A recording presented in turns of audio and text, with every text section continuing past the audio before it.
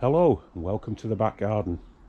So this is the first year of growing food in this this bungalow that we moved to last year late in the summer, and the garden's not as big as the previous place where we lived, but I've got this strip here that gets quite a bit of sun. Really, it gets sun in the morning up until lunchtime, and then it gets sun from the middle to the late afternoon and into the evening. So I've just had to arrange everything carefully so it gets as much sun as possible. So over there we've got a large raised bed that looks like an old tin bath, and I decided to invest a bit of money in these raised beds because although it's good to use pallet collars and you're recycling timber, which is a great thing, they don't last a great deal of time in this this northern climate. You tend to get about 5 years out of them and they have to be replaced. So I bought these steel ones, and these are going to last for a long time. Will probably outlive me. Right, so in this area here we've got a miniature fruit tree. We've got loads of up and coming fruit bushes. The blueberries there have just appeared, and they're going to be ripening over the next week or so. And as I say, we always major in herbs because they're used an awful lot in cooking. They use medicinally and for teas. And then the strawberries there are coming into fruit. So over in this area, which is mainly pots that were bought with us from the last address, we've been eating salads out of this bed now for about 4 weeks. And lots of it, cut and come again salads. We've had a Mizuno, we've got these salad leaves here. We've got oca tubers from Latin America, and the tops of these are actually edible, and they provide a sort of lemony taste to your salads. And then we've got our beans. So we've got dwarf beans here that are about to flower, and then we've got runner beans there, and we're growing runner beans for the actual beans inside the pods. And anybody who's not done this should try it because the beans are really large, they're full of protein, and all you have to do is grow them out. So say you'd be picking them from August onwards, grow them till November, let the cases that the beans are in dry out and go that sort of beigey colour, and then crop the beans from outside of the pods, and you've got some protein grown in the UK that can be stored. And they're a lovely bean. They taste really good in curries, casseroles and stews.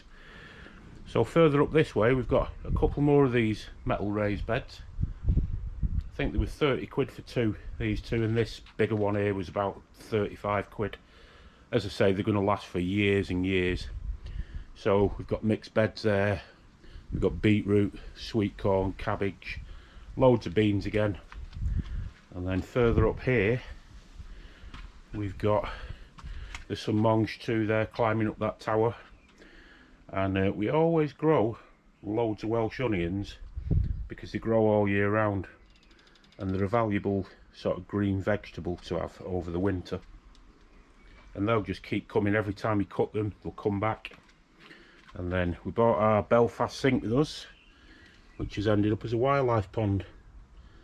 That's only been set up for about 2 or 3 months, but I'm sure it'll be habited soon enough once various creatures discover where it is.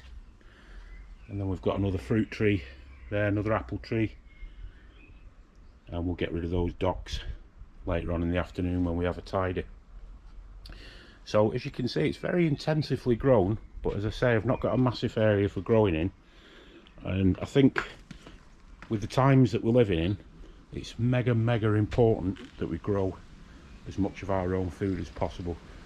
There's lots and lots of reasons to do this. There's the ever rising price of fresh produce in shop stalls and supermarkets, etc. There's the vulnerability of commercial growing systems due to glitches in the weather, due to our changing climate, due to the collapse of ecosystems. And it's just good to know that in an uncertain world that you can walk out into this humble little garden and pick yourself a meal in a few minutes of food that's densely nutritious, that's been grown with 0 chemicals whatsoever, and that tastes bloody good. Now, I'll only waffle on for another minute. So this shed over here, it's not great for growing stuff all year round, but it's been handy for bringing seedlings up. It's quite warm inside, even though it's a bit awkward when it comes to how much light it gets, but it has been really handy to bring seedlings up.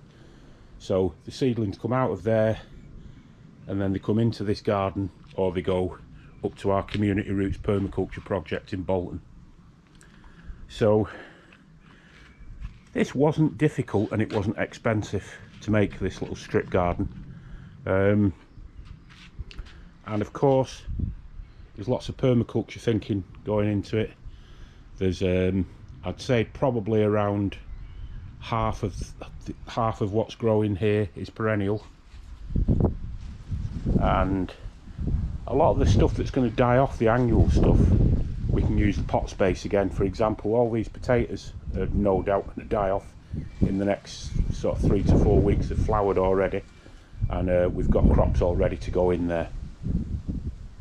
So even in a little strip garden like this, you'd be surprised how much you can grow, and how pleasurable it is as well.